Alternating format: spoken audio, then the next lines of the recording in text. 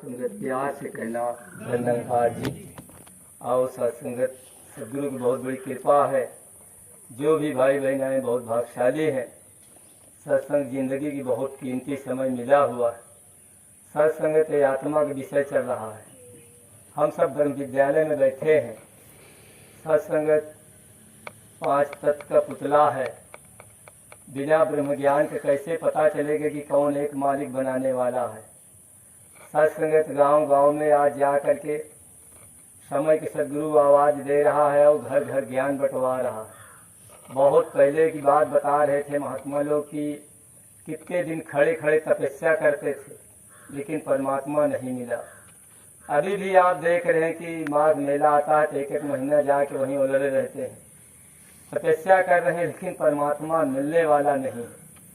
कहते हैं वस्तु कहूँ है ढूंढत कहूँ है, कह रहे किस विधि आवे हाथ, कहे कबीर तब पाइए जब भेदी हो साथ। कह रहे कि भेदी के ढूंढा। आज समय के सदगुरु आवाज दे रहा है कि हे इंसान, तू अपनी पहले पहचान करो। हम कहाँ से आए हैं, हमें कहाँ जाना है लौट के, और क्या करने आए हैं यहाँ। सत्संगत महात्मा भी कह रहे थे कि जीवन छोटे बड़े इरादे, इस दोनों में मेल नहीं। एक दिन दीपक बुझ जाएगा, इसमें ज्यादा तेल नहीं। कि इंसान की इच्छाएं तो बहुत लंबी है। भौतिक जगत की जो लोभ लालच है, बाबा जी अपने समय में कह रहे थे कि आज का इंसान न तो इसको इच्छाएं जीने दे रही, न तो मरने दे रही। जैसे इच्छाएं कहते हैं कि 2 कमरा हो तो फिर 4 हो जाए तो ठीक है। अगर बढ़िया से लाइटिंग में बढ़िया पत्थर टाइल और सब लग जाए तो ठीक रहा, और फिर ऊपर बन जाता तो ठीक था। यहाँ बन गया तो हो कि अगर सुराव में बन जाए मकान तो बहुत अच्छा रहा। वहां से बन गया अगर शांतिपूर्ण बन जाए तो और नाम हो जाता। साथ शरीर के लिए तो सब कुछ इंसान पहुंचा है, इसकी इच्छाएं नहीं जीवन में न अच्छे से जीवन जीने दे रही, न तो मरने दे रही। तो फिर कह रहे थे बाबा जी कि जिसका परमात्मा से लगन हो जाती है तो कहते हैं कि चाह गई चिंता गई, मनवा भावे परवाह।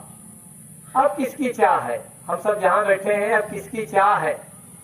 अब हमें सदगुरु की चाह है।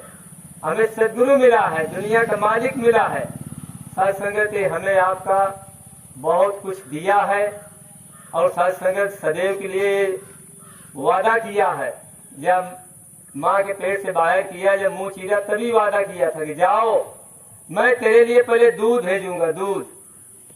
जबकि किसी ने एक बूंद दूध नहीं बना सकता, लेकिन माँ के स्तन में दूध परमात्मा ने भेज दिया।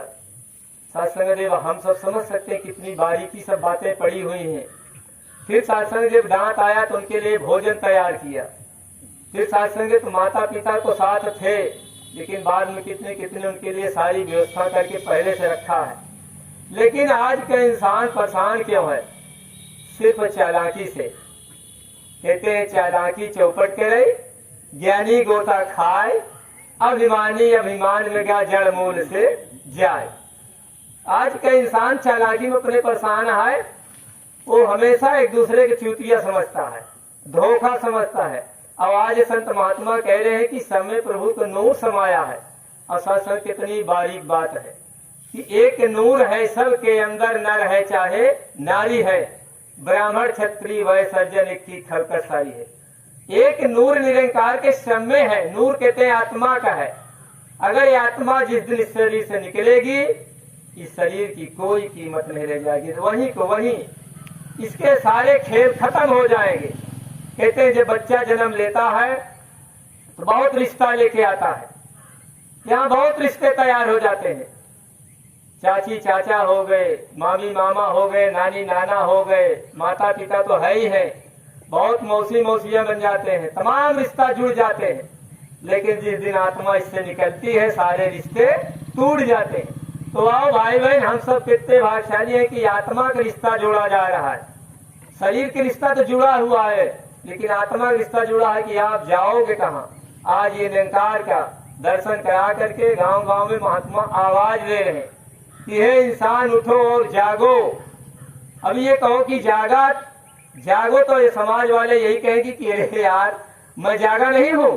लेकिन ये कह रहे संत महात्मा कि तू भी आत्मा से नहीं जागा है, अभी तू शरीर से जागा है, तू माया से जागा है, अभी तू गफलत की नींद में सो रहा है।